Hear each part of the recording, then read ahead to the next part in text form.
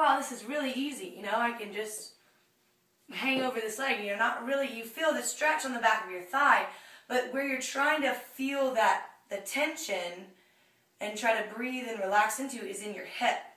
So rather than having your knee right straight in front of your hip, you want to bring it diagonal of your hip. So it's diagonal on your mat. And then so the final goal is to get your shin straight across the front of your mat. So, you know, your ankle would be the same height almost as your knee, straight across. And then your right leg is straight back behind you. So you always, you know, want to check, look back, make sure that your toes are straight, untucked on the behind you. The kneecap is straight down towards the floor, not curling out to the side, not letting your toes turn in. So you check the back foot, make sure it's straight back behind you. Your right hip is the length or diagonal of your head. So you're trying to point. So you want to square your hips off first. So you want to make sure that your hips are straight first to your mat. You take a deep, full inhale, try to pull your shoulders back. And then as you exhale, you want to lengthen out of your lower spine rather than just crawling down. Try to see if you can breathe more length into this pose. So as you inhale, you know, and maybe you're up here, maybe your hips are making, you know, having you up this high. And that's where you are. So as you exhale, you want to try to lengthen out through your lower spine.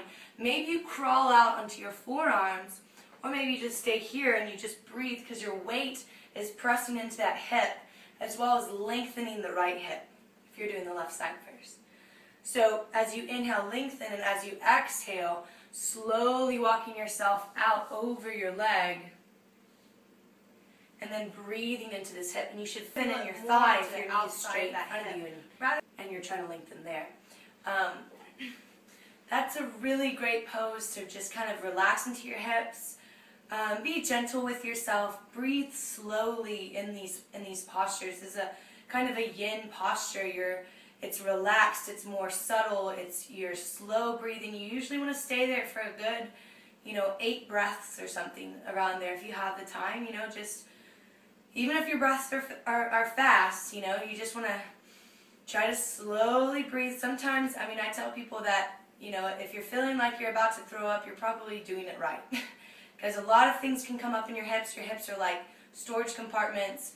So, you know, when you're squeezing things out, you're squeezing that tension, you're allowing yourself to breathe.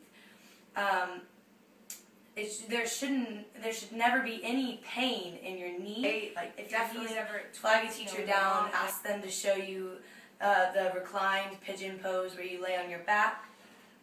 You can lay on your back and then you can cross your ankle over your knee and then reach through that way to stretch, so you get that same stretch or lengthen in your hip.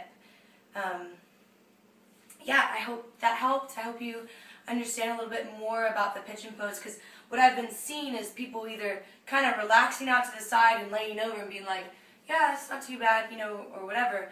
But you want to have your hips squared. You want to try not to roll over to one side or the other. You want to stay in, not the discomfort, but sort of. You know, you want to stay where that threshold, where you're feeling that, where you can breathe and try to relax into it, and relax by breathing. So breathing and relaxing is very important.